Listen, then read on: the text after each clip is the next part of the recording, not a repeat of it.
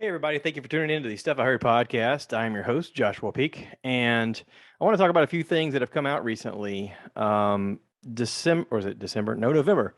November 12th was the 2 year anniversary for Disney Plus, and they decided to release the what they call premiere stuff available for everybody to watch. So, right away, my wife was like, I want to watch Jungle Cruise. And I was like, okay. So, the 12th was Friday, and I wasn't going to be in town. But I've got a jailbroke Fire Stick, and she's like, "Let's watch it on that." I'm like, "Okay." So I literally come home from work on Thursday, and she's watching it. I'm like, "You didn't want to wait for me? Okay, that's fine." But we watched it, and it was really good. There was a section in there where some of the characters are speaking Spanish, and we don't know what they're saying. And she goes, "Are we supposed to know what they're saying?" And I was like, probably because we're watching it jailbroke. It doesn't show the words at the bottom." I said, but tomorrow, when it's the 12th and all this stuff is available, you could probably watch this stuff on Disney Plus and it'll have what they're actually saying written down there. And that was the case. Um, Loved the show. I loved the movie. I thought it was really good. I thought it was really interesting that The Rock was heavily involved in the creation of the show. Emily Blunt is his counterpart in the show. Jack Whitehall is in it. He's hilarious. I love the Netflix has a comedy special. Jack Whitehall travels with my father. Really funny stuff. He's really funny in this as well. The show is done really well. The show sort of leans itself into the idea of the actual ride, which is interesting. But I totally enjoyed it. I don't know if it's for small kids. I mean, there's elements in it that I think small kids would enjoy, but I think it's more for older kids and adults. It's action packed. It has an interesting twist in it that I did not see coming. And I'd heard rumor that it was such a success that they've talked about doing a second one. And I'm like, how can you have a second one? This kind of told the whole story. But they were like, yeah, but so did the Pirates of the Caribbean. And they still did more of those. And I was like, okay. So anyway, really liked it. I also watched this actually I watched on Disney Plus last night. Shang-Chi and the Ten Rings, The Legend of the Ten Rings. This is the Marvel movie. Aquafina is in it. She's actually the only person I really recognize, except for the guy who played Wang from Doctor Strange. But interesting idea for a show. I had no idea anything about the Legend of the Ten Rings or who Shang-Chi was or any of that stuff. Very interesting story. The special effects were pretty dynamite. Some of the stuff looked like it's almost like the creators were like, listen, just go with it. We're trying to tell a story and we've already blown out our budget. Just go along with this part. Like, okay, fine. The coolest part to me of the whole thing was the shifting maze that they had to go through to get to somewhere. And there's a very exciting scene where they're driving through this shifting maze. And now I get that it was all green screens and computer graphics and all this other stuff, but the way it looks is really incredible. Some of the fight scenes were really hard to follow because so much is happening so quickly. Um, there is an interesting battle between a guy and his father who's sort of misled with the Ten Rings. And the Ten Rings are pretty interesting to watch in use. It's interesting to see what they do with them. But the best part about it was Aquafina adding comic relief. The best part of the whole thing was Aquafina. She kills it. The special effects are great. I thought that a lot of the fight scenes looked very Jackie Chan influenced with the let's use what we have around us. And sometimes it's my jacket, sometimes it's the stuff around me. Very creative with the fight scenes. But again, Aquafina kills it. She's great. She was hilarious in this. Even the extended scenes towards the end. I mean, there's an extended scene at the end where they meet with Fang, and he's like, you must be prepared. This is the rest of your life is going to be totally different, and you must go home and train. And you're like, and they all go out and sing karaoke, which is funny. So, really enjoyed that. I watched before I left for my trip. I want to talk about my trip too. I'm going to get there. I went to see my buddy Greg. I'm going to talk about that. But before I left, I got off of work early one day and I watched the movie Finch on Apple Plus. This is the Tom Hanks movie about a solar flare that hit the world and wiped out most of the population, and somehow he survived.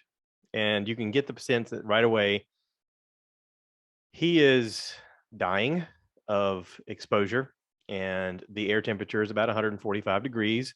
And you see a moment where he has his hand out in the open and starts to cook it immediately. just exposure to the sun can cook you.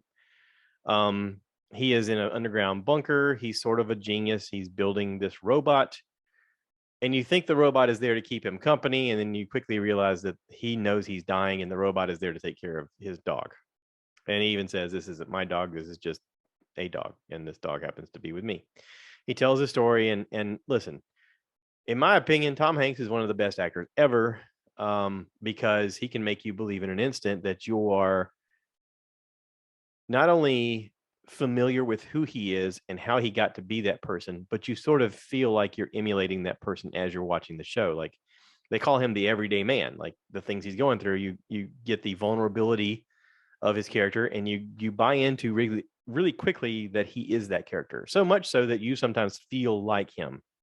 Prime example of that is, Forrest Gump, when they're run, Forrest, run. There wasn't anybody in the audience that didn't also think, run, Forrest, come on. And it's, listen, he's a great actor. Probably the best actor of our generation. I don't know if he's, part of some Illuminati conspiracy theory thing or whatever, but one of the greatest actors out right now. And Finch is no different. This is I Am Legend meets Castaway meets, Forrest Gump meets everything that he is. And the fact that he's playing more his age now, like he is an older guy and he is going through some stuff with, just being an older guy. And you get to see him more fragile. Spoiler alert, if you don't want to hear this part, skip it. He dies in the show. And I got to thinking, this is probably the first time we've watched not Forrest. That's how good an actor he is. No, this is the first time we've actually watched Tom Hanks die in a movie. Like, in every movie he's been in, he's been the hero, or he's been the guy that comes out at the end and he continues to tell a story off screen. But this is the first time I remember him passing away in a show. And he is of that age where this kind of stuff should happen.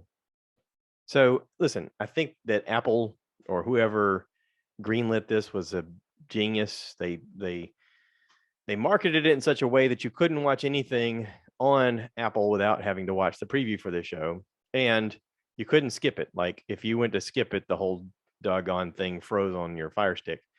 So you had to watch every time they showed this one. All the other ads you could skip, but you couldn't skip the ad for the show. Good movie. Big surprise. Not really. So with that being said, I also want to talk about something else that I'm watching on Apple Plus, which is the movie or the TV show C with Jason Momoa.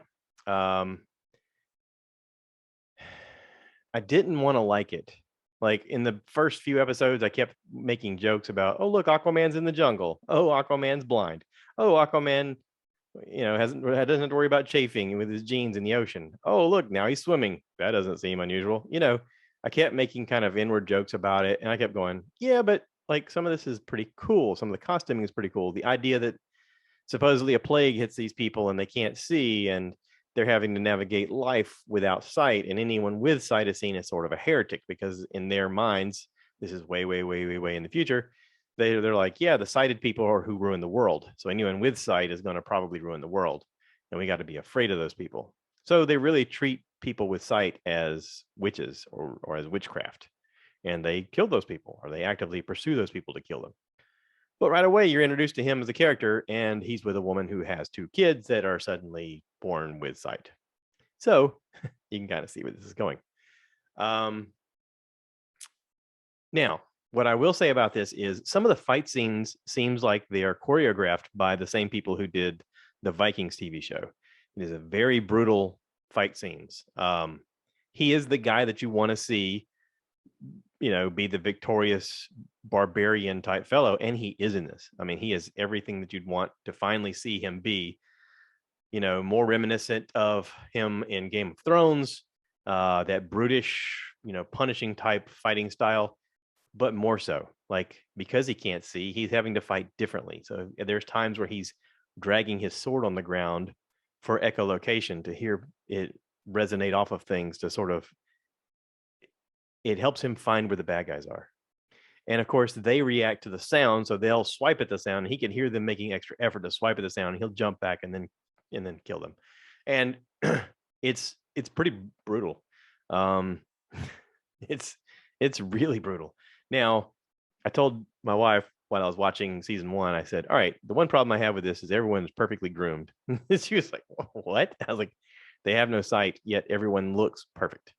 Like their clothes are perfect, their facial hair is perfect. If they want to be clean shaven, they're perfectly clean shaven. If they have a beard that's shaped a certain way, that's all shaped perfectly. And yet they're all supposed to be blind. I said, I think that personal grooming would kind of go out the window a little bit if that were the case. But she's like, you just can't go with it. And I was like, well, of course I can. That's why I'm watching this. I'm buying the fact that Aquaman is playing a blind man, but here we are. And she's like, okay, he's not Aquaman. I was like, I know, but it's funnier. Anyway, so again, really cool fight scenes, interesting story. I'm in season 2 right now. I've been watching them a little along the way, like I'll catch an episode here or 2 episodes there, and I like it. I think they did a good job. Yeah. So skipping forward, my trip. I just got back today from my visit with Greg in Albany, Georgia. I visited him and his wife. Greg, at some point down the line here, he made a comment. He's like, I got 4 tickets to see a band play that's coming to Albany, and I don't know if you want to go. And I was like, I'm in. He's like, I haven't even told you the band. I was like, I don't care. I'll go. It gives me an excuse to come visit you. And he's that kind of person for me. Like he's the kind of person I want to go just hang out with. I like his company. I like his insight. I like bouncing ideas off of him, even if they're obscure or strange. And sometimes it's even better when it's obscure and strange because it's funnier. So we this trip did not disappoint. I had to make a stop at Buc-ee's down in Warner Robins, Georgia. I weirdly enough made it there on fumes, just so I could get gas there because I knew it was going to be cheaper there than anywhere else. And I got lucky with gas mileage. When I left Florence early Friday morning, it said I had like 256 miles to empty. And it said to Buc-ee's, it's going to be 276 miles. And I'm like, I'm going to be 20 miles short. Because I didn't fill up before I left. But I was like, I'm gonna see if I can actually improve this gas mileage a little bit. Maybe drive a little bit more efficient and ease on the gas and that kind of thing, and coast a little more. And I did that, and I got there with like 13 miles to empty, and I was like, yes. So got there. Gas prices everywhere around me was like $3.14 at most gas stations. And when I got to Buc-ee's, it was $2.91. And I'm like, well, right there, I'm saving 15 cents or whatever it is. 20, is it 15? Yeah, 15 cents. No, that ain't right. 15 plus 8 is 23 cents. I saved 23 cents per gallon. Now, you go, who cares? 23 cents times 20 gallons, that's what, $4 difference? It's not that big of a difference, but everything adds up, right? If you're just overspending on gas all the time, you're going to be spending way more on gas per year than you would have if you just paid attention. Sorry about it if you hear this sound in the background. I'm actually washing clothes as well, and I left the door so I could hear when they're done. But anyway, I made it there. I got gas, $70 to fill up because that's what gas costs nowadays. Let's go, Brandon. If you don't know what Let's Go Brandon is, I encourage you to Google it yourself. Look up the Wikipedia description. It's very interesting. Somebody actually did their due diligence and like have quotes and references and everything. But Let's Go Brandon. So filled up. I then went inside of Buc-ee's to do a little bit of shopping. I wanted to get some snacks because I knew I was going to Greg's, and I knew he would probably cook at some point, and I didn't want to just be a burden. I wanted to bring something as well.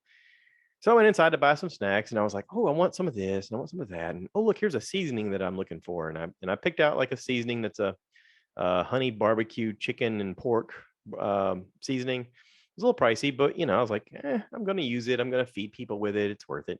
And I also found some beef jerky. And then, of course, the deal on the jerky was if you buy the big bag, you get to save money. And so, yeah, I ended up spending like $70 inside of there. And of course, my wife called me later and she goes, what did you buy for $70? And I was like, snacks. She's like, okay, fine. Not that she cares that much. It's just, she's like, did you really spend $70 at a convenience store? I'm like, yes, I did. So anyway, which I did bring a lot of that home. We didn't actually eat that much of it. But I went and visited Greg, and we went to see Collective Soul downtown in Albany, Georgia. Now, Collective Soul, when I was younger, they had some hits on the radio that would come on, and I knew the songs when they would come on, and I would rock out to them, and some of them I actually knew the words to. Um, but I honestly never owned any of their stuff. I never bought a CD. I never.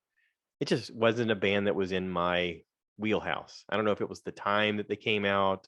It may have been when I was in the Marine Corps and I was completely broke. I don't think I bought a single piece of music while I was in the Marine Corps. But yeah, because I mean, I was in from '94 to '98, and I think they were popular in the mid to late '90s. Um, but I mean, I liked them, and I liked them enough to Google their songs, and I enjoyed a lot of them, and I was like, okay, cool. And they also had a new album out, and I was like, oh God, I don't know the new stuff, and I was like, I need to listen to some of it. So luckily, Amazon Music allowed me to listen to some of it, and I was like, yeah, it's okay. But I really like the older stuff, like that first year that they came out was really good. And so I went to the show. The opening band was a band called The Quilt. They were actually pretty good. I recorded a lot of it with my phone. I'm going to try and put it on YouTube. I know that I'm not going to get monetized for those videos. I just want to share it because it's so good. Um, I think I only recorded one of their songs, but it was really good.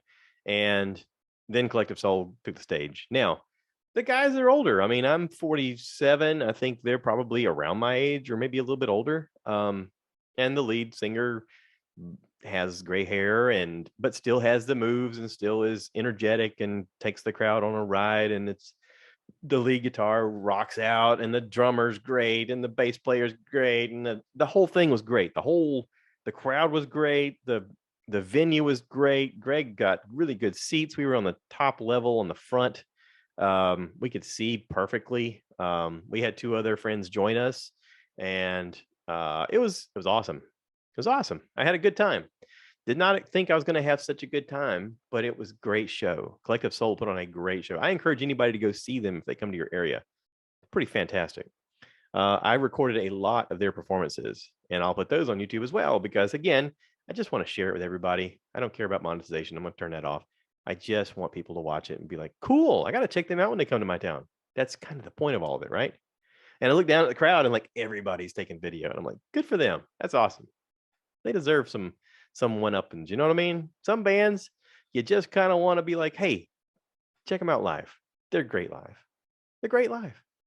So um, I'm gonna wrap this up. This is gonna be a short one. I just wanted to kind of say hey and hope everybody's doing well with your mom and them. I listen to a lot of Bertcast podcasts. The Shane Gillis episode was probably my favorite. I laughed ridiculously. Um, the what's it Chase Friedman episode is a guy that worked for Bert, and he got into an accident back around New Year's, became paraplegic, and has worked through a lot of miraculous things that have happened, and now he's able to walk and drive. And he tells his story on Bert's podcast. Really interesting, inspiring story. He was super depressed when it first happened, but then the moment he saw like the slightest movement in one of his fingers, he was like, oh, I'm going to beat this. I'm going to figure out a way around this. And apparently he did a video where he talked about wanting to walk up the famous stairs that Rocky walked up in Philadelphia. It's sort of a victory thing of saying, I did it. When I get out of the hospital, I want to walk up those stairs. And it went viral. He apparently got the attention of, not only Schwarzenegger, but also from Stallone. And Stallone reached out to him, and it was, listen, guy is an inspiration. He's done miraculous things just in his last year of overcoming a lot of the things that have happened to him. But also, he talks about all of it. And his story maybe end up becoming a movie or in a book and who knows what else. But it's a really good podcast. The one with Shane Gillis, he got into some kind of trouble on SNL. I don't know what trouble it was, but the episode is hilarious. Like they joke around a good bit. They get to about an hour and 8 minutes in, and Shane's like, I got nothing to do today except I'm going to do Corolla's podcast later. And Bert's like, you want a drink? He goes, yes, I do. And they have a few drinks and they get silly and it's fun. And listen, I had a great time. Like it was a 3-hour podcast, and every minute of it, I just felt like I was hanging out with my friends. And that's kind of what I look for in podcasts. I look for that moment when you forget your task, when you forget the fact that you're driving for 7 hours or 6 hours or whatever the case may be, and you just enjoy hanging out with your buddies, listening to a podcast. So thanks, Bert. Appreciate it. Thanks, Halston, for doing such a good job of producing the show and making sure it sounds really good. Thank you to Leanne for pushing him to get better stuff and do better things. Thank you to Tom for having Bert do all this crap, who was like, listen, turn your equipment on, do the thing. And thank you to all the people who listen to my podcast and tell me they enjoy what I'm doing, because it does matter. It does help. It does help my mental health when I know that somebody cares. And I care. I mean, I really do.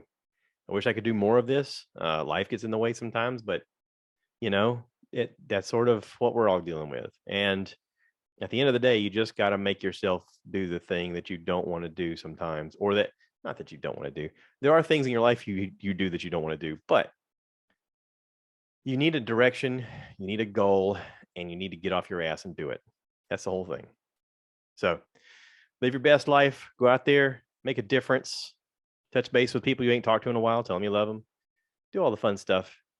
Life's short. And go check out Collective Soul. All right, that's it. Y'all take care. Thanks for listening. Please remember to rate, review, and subscribe. Share this with your friends. And as always, I end this by saying, cue the cat. So I want you guys to give me